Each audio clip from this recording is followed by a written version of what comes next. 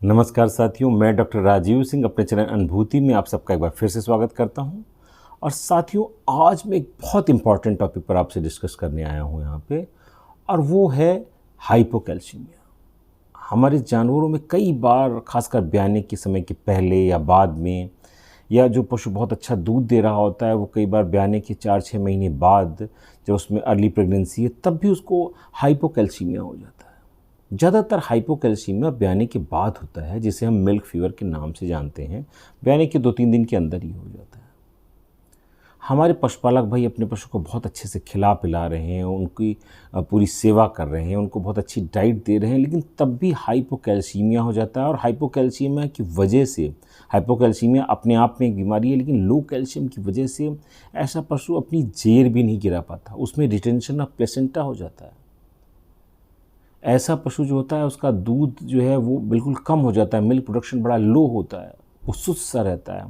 साथ ही साथ uterine infection, जो बच्चेदानी का इन्फेक्शन है ब्याने के बाद, ऐसा पशु अपने बच्चेदानी का जो नॉर्मल डिस्चार्ज, जिसे लोचियल डिस्चार्ज कहते हैं, वो भी नहीं निकाल पाता ठीक तरह से, और कई बार उसको मेट्राइटिस, एंडोमेट्राइटिस जैसी दिक्कतें हो जाती हैं।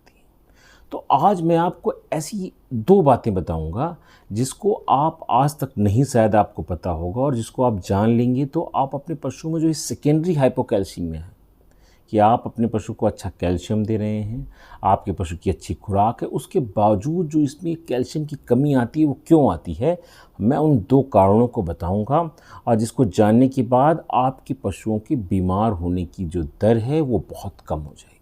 तो आइए जानते हैं इसके बारे में।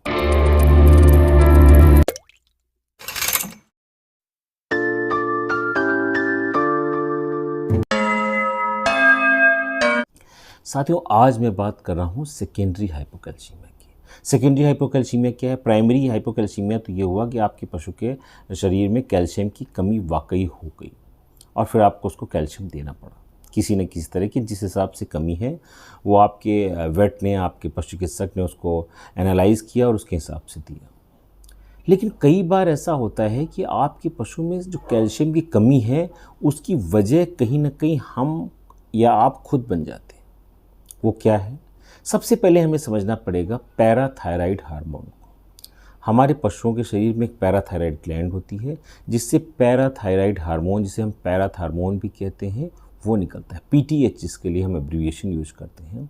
और इस पैराथार्मोन का काम होता है कि बॉडी के जो रिजर्व्स हैं, जहाँ पर कैल्शियम और फास्फोरस है, जैसे बोन्स, वहाँ से कैल्शियम को और फास्फोरस को लाना ब्लड तक जब भी ज़रूरत हो। तो अगर बॉडी में पैराथार्मोन का सिक्रीशन उसकी नीड के हिसाब से बढ़ता और घटता रहता है, और जिसकी वजह से कैल्शियम लेवल बॉडी में हमेशा मेंटेन रहता है, और ऐसा पशु कभी बीमार नहीं होता, उसका मिल्क प्रोडक्शन कभी कम नहीं होता। ये एक नॉर्मल प्रोसेस। लेकिन ये पैराथार्मोन कब कम हो जाता है? दो इसके बहुत इंपॉर्टेंट कारण हैं जिसको हमें समझना होगा।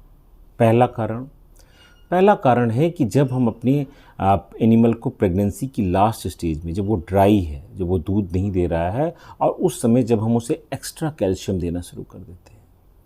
जब हम उसे एक्स्ट्रा कैल्शियम देते हैं और उसकी डाइट में एनाइनिक साल्ट्स नहीं होते, हम एक डिकैड वैल्यूज़ के बारे में हम फिर कभी चर्चा करेंगे।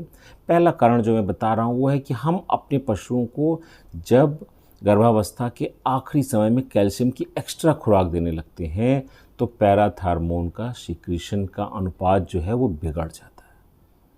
और ऐसा पशु जो ब्याने से पहले ही बहुत अच्छे मात्रा में कैल्शियम ले रहा है अपनी डाइट में, उसको हम एक्स्ट्रा कैल्शियम सप्लीमेंट दे रहे हैं, तो वो ब्याने के बाद उसको मिल्क फीवर या हाइपोकैल्सीमिया होने के चांस बहुत ज़्यादा होते हैं। क्योंकि ऐसे पशुओं में जो शरीर की मैकेनिज़्म है पैराथार्मोन के थ्रू कैल्शियम को नॉर्मल करने की, वो रुक जाती है।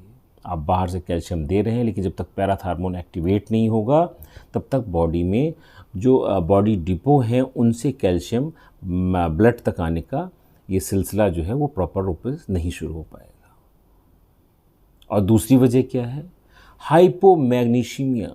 अगर आपके पशु के शरीर में मैग्नीशियम लो है, कम है एक ज़रूरत से ज़्यादा, तब भी पैराथार्मोन एक्टिवेट नहीं होगा, और पैराथार्मोन एक्टिवेट नहीं होगा तो हाइपोकैल्सीमिया हो जाएगा।